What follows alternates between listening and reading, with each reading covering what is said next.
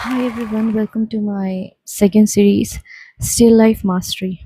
In my first series of drawing fundamentals, we learned step by step how to draw accurately.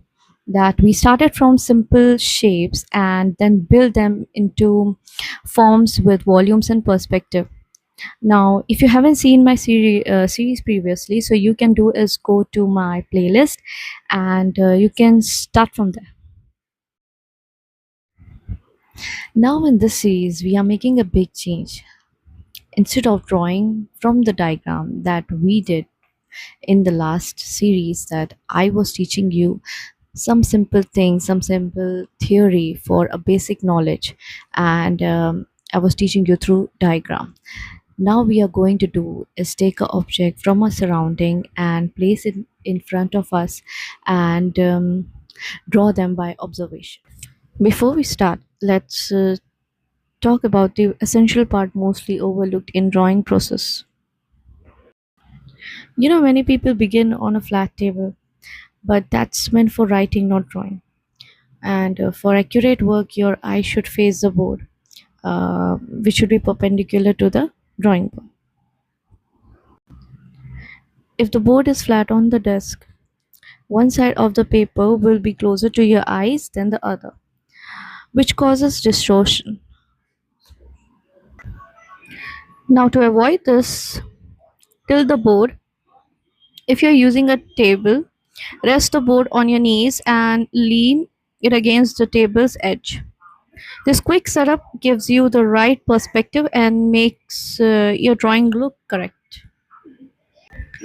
Let's look a few other common drawing setup that can help you get the right perspective on your drawing surface. The diagram in front of you can be a best example of double chair setup.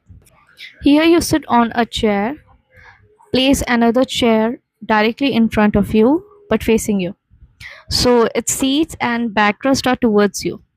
Then you rest your drawing board against the backrest of that front chair. This way, the backrest acts like a slanted support for your board.